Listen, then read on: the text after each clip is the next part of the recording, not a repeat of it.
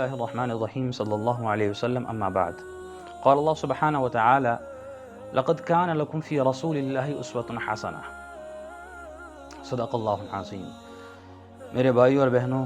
بزرگوں اور دوستوں، اللہ رب العالمین ہی کے فضل سے انسان کی زندگیوں میں ایسا واقعہ کبھی پیش آ جاتا ہے جو شر سے بھرا ہوا ہوتا ہے، لیکن اللہ رب العالمین اس شر کے اندر ہی خیر کو نکال دیتے ہیں۔ جیسے پچھلی کئی دہائیوں سے نبی اکرم صلی اللہ علیہ وسلم کی ذات اقدس پر حملے ہوتے گئے، کبھی کتابوں کے ذریعے، کبھی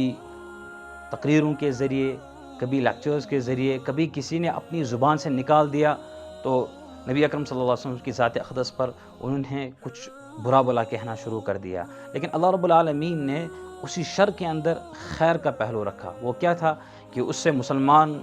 جاگ گئے، اس سے مسلمان بیدار ہو گئے اور انہوں نے نبی اکرم صلی اللہ علیہ وسلم کی سیرت لکھنی شروع کر دی۔ انہیں نبی اکرم صلی اللہ علیہ وسلم کی زندگی میں بولنا شروع کر دیا کہ ان کی زندگیوں کے ہر پہلو کو اجاگر کیا اور لوگوں کے سامنے اور ان مستشرقین کے سامنے بھی آ گیا جنہیں نبی اکرم صلی اللہ علیہ وسلم کے بارے میں بہت کچھ کہا تھا۔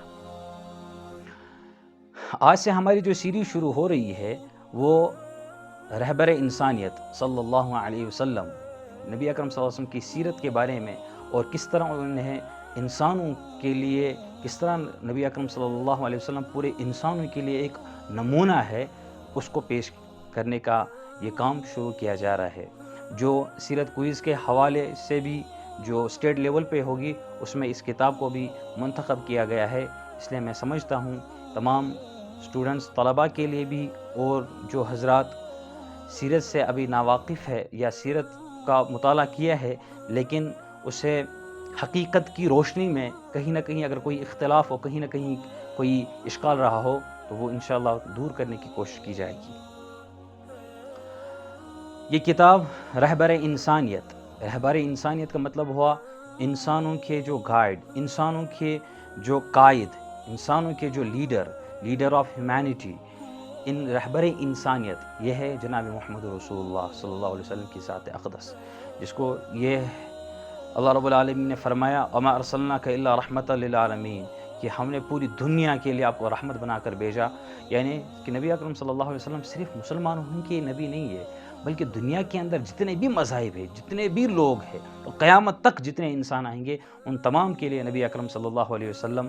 ایک نبی ہے، ہر انسان کے لیے قائد ہے، ہر انسان کے لیے رہبر ہے، چاہے وہ کسی بھی مذہب کا ہو، شرط ہے کہ اللہ رب العالمین اسے ہدایت دیں، وہ نبی اکرم صلی اللہ علیہ وسلم کی زندگی کو پڑھ لیں اور اس چیز سے وہ آشنا ہو جائے جس چیز سے وہ ابھی بھی نا آشنا ہے۔ اس کتاب کے جو لکھنے والے، اس شاہکار کتاب کے لکھنے والے جو ہیں وہ میرے اور میرے بڑوں کے بھی استاد حضرت مولانا سید محمد رابع حسنی حفظہ اللہ ہے، جن کی زندگی کے بارے میں مختصراً پہلے میں سمجھتا ہوں تعارف کیا جائے، کیونکہ ان کی پوری زندگی پر اگر بیان کیا جائے تو ان میں بھی قسط وار اور اس کے ایپیسوڈز لگ جائیں گے، اس لیے میں مختصراً عرض کر لیتا ہوں کیونکہ مصنف حفظہ اللہ نے جس قدر اس میں محنت کے ساتھ لکھا ہے اور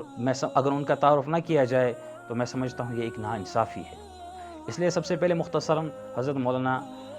سید محمد رابع حسنی حفظہ اللہ ورعاہ ان کی حیات، ان کی زندگی پر مختصراً پیش کیا جا رہا ہے۔ حضرت کی پیدائش 1929 میں ایک گاؤں تکیہ کلاں رائے بریلی لکھنؤ کے اندر ہو رہی۔ وہاں جب پیدائش ہوئی تو حضرت کی جو پرائمری تعلیم تھی، ابتدائی تعلیم، آپ نے ابتدائی تعلیم حاصل کی ہے اپنے ہی مکتب میں، رائے بریلی کے مکتب میں آپ نے حاصل کی۔ پھر ہائر ایجوکیشن کے لیے آپ کا جو انتخاب ہوا ہے، آپ نے دارالعلوم ندوۃ العلماء لکھنؤ الہند میں اپنی ہائر ایجوکیشن مکمل کی۔ ان کے بعد آپ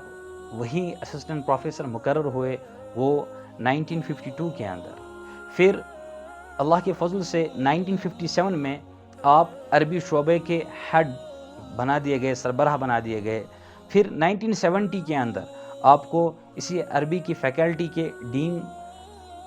بنا دیا گیا۔ حضرت مولانا سید محمد رابع حسنی صاحب جو حضرت مولانا ابو الحسن علی الحسنی الندوی رحمہ اللہ کے بھتیجے ہیں، اور ان کی وفات کے بعد حضرت مولانا سید محمد رابع حسنی صاحب کو ناظم اعلیٰ دارالعلوم ندوۃ العلماء کا بنا دیا گیا، اور آپ اس کے چانسلر تب سے لے کے آج تک، اور اللہ رب العالمین ان کی عمر کو